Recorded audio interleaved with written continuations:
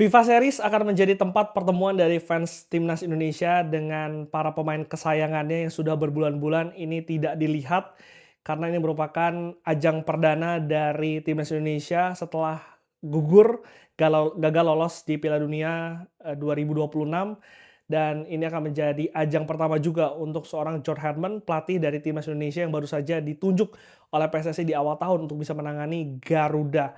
Indonesia yang pasti akan bermain melawan Saint Kitts and Nevis di hari Jumat malam, kick off pada pukul 8 bisa Anda saksikan di SCTV, Indosiar, dan juga di video di MTech Media. Dan jangan lupa juga dari pukul 7, gua bersama dengan Om Haryo akan memandu live reaction. Gua akan mencoba untuk membawa kalian ngelihat suasana gimana sebelum kick off di Gelora Bung Karno karena kita berdua akan eksklusif live di pinggir lapangan, di saat para pemain nanti pemanasan dan nanti pada pukul 8 ketika pertandingan dimulai, kalian bisa nonton pertandingannya di MTech Media dan juga jangan lupa tetap pantengin YouTube Liputan 6 karena akan ada rekan-rekan di studio yang akan memandu kalian live reaction selama pertandingan berlangsung. Jadi ramaikan di YouTube Liputan 6 dan juga ramaikan juga di SCTV, Indosiar maupun di video di pertandingan FIFA Series antara Indonesia melawan Saint Kitts and Nevis. Ini merupakan pertandingan yang akan banyak cerita karena ini lembaran baru untuk timnas Indonesia. Jujur gue cukup excited melihat permainan Indonesia nanti malam. Dan kalau kita lihat ini juga sudah ada 23 nama pilihan pertama dari John Herdman. Ini merupakan skuad pertama yang dipilih oleh Herdman. Kalau kita lihat kemarin pada awal bulan sempat dirilis 41 nama hasil dari scouting Herdman ke klub-klub Super League, ke luar negeri juga, bertemu para diaspora yang bermain di liga-liga Eropa, dan terbentuklah 41 nama tersebut. Dan setelah melalui proses akhirnya sudah ada 23 nama yang menjadi skuad Indonesia di ajang FIFA Series 2026.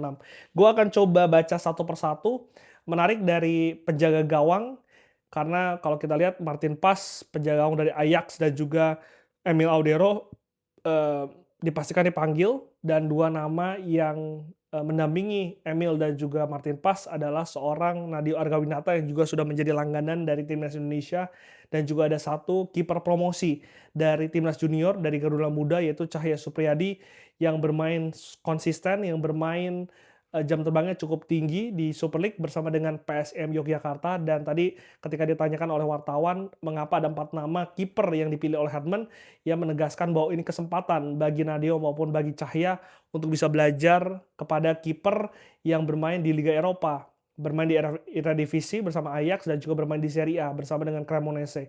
Sehingga ini kesempatan untuk kedua pemain tersebut, baik itu Nadeo maupun Cahya, untuk bisa belajar, untuk bisa menggali pengalaman dari bagaimana konsistensi dan juga kualitas latihan dari para kiper Eropa tersebut. Dan kalau misalnya kita lihat di lini belakang memang tidak banyak yang dirubah, tidak banyak nama baru yang dipanggil. Nama-nama seperti Jade Ses, Kevin Dix, Rizky Ridho, Sandy Walsh, Nathan Choaon, Justin Hubner ini kembali dipanggil. Selain juga ada satu nama promosi yaitu Doni Tripamungkas, pemain Persija Jakarta yang bermain konsisten, diberikan banyak kesempatan oleh Sousa di Super League, bisa membuktikan kualitasnya juga. Ini layak untuk bisa dipanggil, bahkan menurut gue layak untuk bisa bermain di ajang FIFA Series kali ini. Selain itu juga ada Elkan Bagot, ini nama yang sebetulnya nama lama, diaspora angkatan awal, dinaturalisasi ketika Sintayong masih menangannya dari timnas Indonesia, tapi selama 2 tahun ke belakang karena 1-2 hal Elkan Bagot tidak memperkuat timnas Indonesia, dan ini merupakan kesempatan lagi untuk Elkan yang mengaku sangat excited bisa mewakili negaranya untuk bisa bermain di FIFA Series 2026. Jadi ini juga menarik karena dulu kita tahu Elkan sendiri berduet dengan Fahrudin, saat itu belum ada Jay Itzes, belum ada Kevin Dix, sehingga ini akan menjadi hal yang patut dinantikan. Siapa duet center back yang akan dipasang oleh Herdman di pertandingan FIFA Series besok.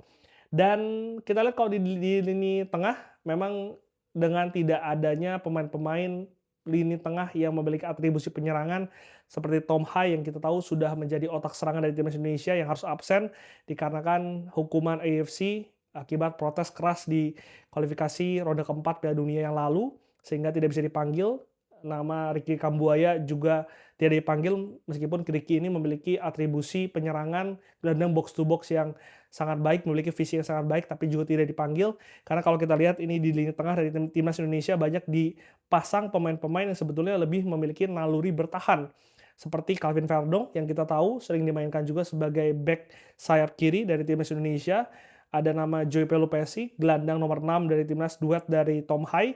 Ada nama juga Jode Ahmad yang sebetulnya berposisi sebagai center back, tapi memang di Persija Jakarta sering dimainkan sebagai gelandang bertahan. Nama Ivar Jenner juga dipanggil.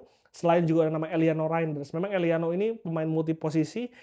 Ketika zaman Sintayong sempat dimainkan di flank kanan, lalu di zaman Bojan Hodak di Persib Bandung dimainkan di back kiri, dan juga beberapa kali memang sempat dimainkan sebagai gelandang bertahan, dan itu works untuk seorang Eliano yang memang bisa membuktikan dirinya bisa bermain di mana saja, tergantung taktik dan juga permintaan dari pelatih.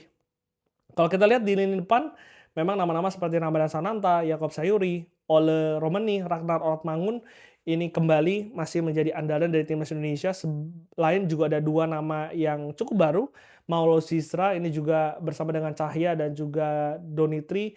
Ini promosi dari Garuda Muda, ini juga sangat penting untuk para pemain muda ini untuk bisa mencicipi setidaknya berlatih bersama dengan timnas senior, karena ini akan menjadi pengalaman untuk mereka menguji mentalitas mereka untuk di kemudian hari. Karena pemain-pemain inilah nantinya akan menjadi fondasi timnas Indonesia di beberapa tahun ke depan. Selain itu juga ada nama Beckham Putra yang kembali membuktikan dirinya, meskipun ini Beckham salah satu pemain yang menjadi trending topic bersama dengan Mark Locke. Gua pikir, jadi kemarin tuh di 2 minggu lalu gue sempat diminta oleh tim dari SCTV Sport bikin uh, starting 11 versi gua. Kalian bisa lihat di TikTok gua atau di TikTok SCTV Sport ataupun di Instagram SCTV Sport. Dan di flank kiri saat itu gua memilih seorang Beckham Putra, karena Beckham menurut gua salah satu flank yang cukup baik bermain di Super League. Ketika dimainkan meskipun memang tidak selalu menjadi starting 11, tapi ketika ia dimainkan dari bangku cadangan selalu memberikan perbedaan, selalu memberikan kontribusi bagi tim, dan itu sudah terbukti beberapa kali. Memang Beckham Putra ini bukan pemain yang dipanggil di eranya Sintayong, karena gua percaya setiap pelatih memiliki selera masing-masing sesuai dengan kebutuhan tim, sesuai dengan taktik, dan mungkin pada saat itu Sintayong tidak membutuhkan pemain seperti Beckham Putra, dan juga Beckham saat itu juga usianya juga masih muda kan ketika Sintayong melatih. Jadi ketika Kluivert memanggil di kualifikasi ronde keempat kemarin, bermain melawan Jepang, bermain juga melawan satu pertandingan bermain di GBK juga 45 menit, dan Beckham bisa membuktikan kualitasnya untuk bisa bermain untuk timnas Indonesia. Dan sekarang terbukti ketika pelatih berganti, Jor Herman melatih, dari 41 nama ada nama Beckham Putra, bahkan ketika sudah dikerucutkan menjadi 23 nama, Beckham Putra masih ada di sana. Ini artinya membuktikan bahwa memang Beckham Putra ini memiliki kualitas untuk bisa bermain dengan timnas Indonesia. Gue tahu ada sebagian orang mungkin yang tidak objektif melihat hal ini, mungkin karena melihat latar belakang Beckham yang bermain di Persib Bandung, atau mungkin ada hal-hal yang lain. Memang setiap orang berhak memiliki pandangannya masing-masing, tapi come on, ini timnas Indonesia, tidak ada klub yang lebih besar dibandingkan dengan timnas Indonesia. Bahkan gua sebagai fans Persib pun pada saat podcast dengan di Liputan Sport bersama dengan Bung Binder, gua katakan Doni Tripamungkas adalah salah satu pemain yang sangat layak untuk bisa dipanggil timnas Indonesia. Dan tadi gua katakan di awal video, bahkan sangat layak untuk bisa dimainkan di FIFA Series kali ini. Jadi kalau misalnya udah berbicara soal timnas, gua rasa nggak elok, nggak bijak kalau misalkan kita lihat dari mana pemain tersebut berasal. Karena nggak hanya Beckham Putra aja, Mark Locke pun sampai buka suara kalau dirinya dibully karena ada sejumlah foto dengan narasi-narasi yang digaungkan di sosial media. Gua nggak tahu siapa yang bikin dan gua nggak mau menuduh siapapun, tapi siapapun itu, kalian menurut gua nggak dewasa, karena sekali lagi ini timnas Indonesia, ini bukan klub, dan nggak ada untungnya kalian membuli pemain dari timnas Indonesia. Pada akhirnya siapapun pemain yang membela timnas, yang memakai jersey dengan Garuda di dada, harus kita dukung siapapun dia, dan dari mana asalnya, dari mana asal klubnya, itu harus kita dukung. Kalau kalian memang fans sejati dari timnas Indonesia, itu harus kalian ingat, siapapun kalian yang dengar konten ini. Jadi menurut gue Beckham Putra sangat layak, karena ini memiliki pemain ini sekali lagi punya kengilan yang tentu saja terkadang dibutuhkan oleh tim, mentalitasnya nggak usah dipertanyakan, bahkan ketika sekarang dibully aja, dia masih membuka kolom komentarnya, sehingga pemain ini nggak terpengaruh karena memang, Beckham gua lihat dari junior sampai dengan senior di Persib bahkan ke timnas, ini pemain yang sudah berprestasi, sangat skillful dan juga sekali lagi sangat layak untuk bisa diberikan kesempatan untuk seorang Beckham putra. Menarik selain nama Beckham putra yang sedang ramai juga, ada nama Dean James yang sebetulnya masuk dalam 24 nama, tapi karena ada masalah administrasi deh kayaknya, gue nggak gitu ngikutin apa masalahnya, tapi yang pasti John Heyman mengatakan sudah mencoret nama Dean James, walaupun Dean James masih akan diproyeksikan untuk timnas Indonesia di kemudian hari, tapi tidak masuk dalam 23 nama terakhir yang akan berlaga di FIFA Series kali ini. Dan selain nama Dinjem dan juga Beckham Putra yang menjadi trending topik, nama Elkan Bagot juga tadi gue katakan ini CLBK setelah 2 tahun tidak membela dari timnas Indonesia. Ini memiliki koneksi Inggris kalau menurut gue karena John Heyman kita tahu berasal dari Inggris dan juga Elkan Bagot memiliki darah Inggris juga.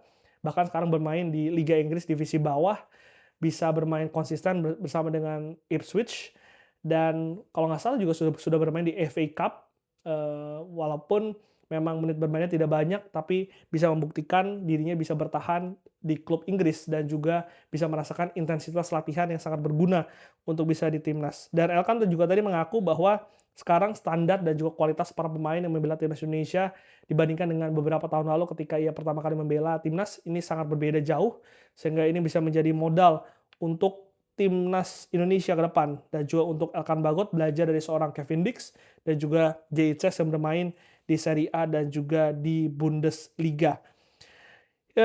Itu menurut gue starting 11 yang mungkin akan diturunkan oleh John Heyman.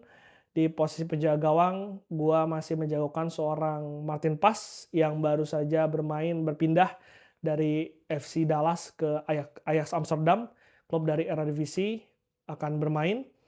3 back di depan, menurut gue nama Elkan Bagot akan bermain dari menit pertama di pertandingan nanti malam bersama dengan seorang Rizky Ridho dan juga satu nama lagi gue menjagokan seorang Jay Itzes yang akan bermain.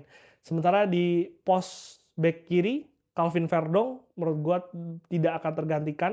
Sementara di kanan ada nama Yakob Sayuri yang menurut gue bisa bermain dari menit awal.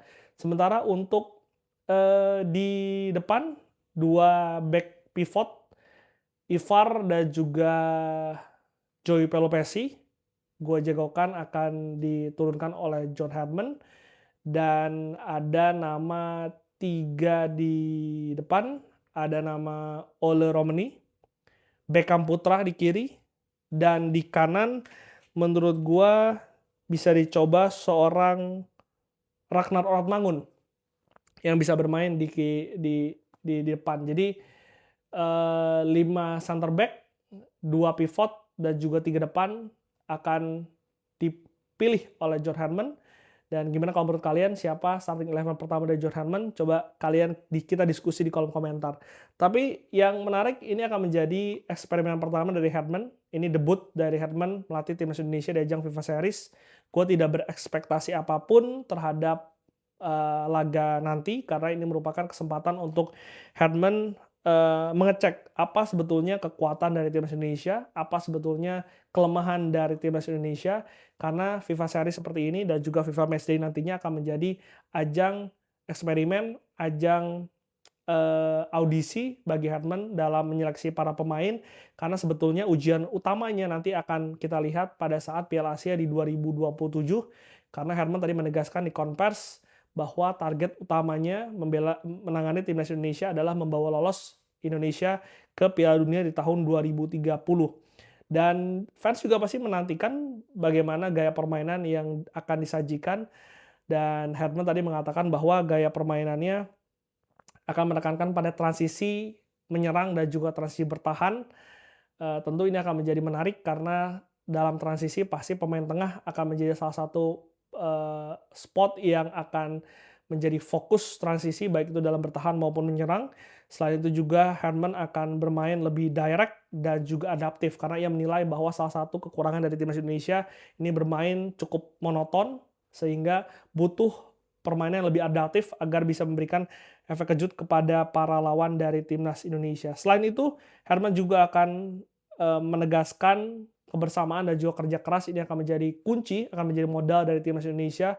Selain Hartman juga memuji bagaimana fondasi yang sudah ditanamkan oleh Patrick Kluivert dan juga Sintayong. Sintayong dipuji dalam bagaimana dia menanamkan fondasi dalam bertahan, sementara Kluivert ini dinilai sangat baik dalam menerapkan skema penyerangan untuk timnas Indonesia. Sehingga dengan ada fondasi itu dan juga beberapa kekuatan tadi yang sudah di-assess oleh Hartman, dirinya akan melanjutkan dari modal tersebut, mengembangkan modal tersebut untuk bisa mencapai target di tahun 2030, yaitu Piala Dunia 2030.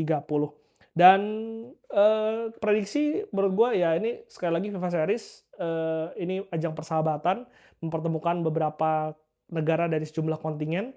Selain dari Saint Kitts and Nevis, ada Kepulauan Salomon yang akan bertemu dengan Bulgaria di pertandingan sebelum Indonesia melawan Saint Kitts and Nevis, dan nantinya tentu ini akan menjadi pertandingan yang penting untuk bisa mengumpulkan poin FIFA ranking untuk timnas Indonesia karena sekarang Indonesia sedang berada di posisi 121, Nevis sendiri di peringkat 154 sehingga kemenangan ini mutlak untuk bisa didapatkan menurut gua karena kalau kita lihat dari segi ranking Indonesia memiliki ranking di atas dan juga kalau kita lihat dari segi kualitas pemain ini Indonesia memiliki kualitas yang baik. Gimana kalau menurut kalian siapa starting 11-nya dan juga bagaimana prediksi kalian dan apa harapan kalian untuk pertandingan pertama dari John Herman bersama dengan timnas Indonesia?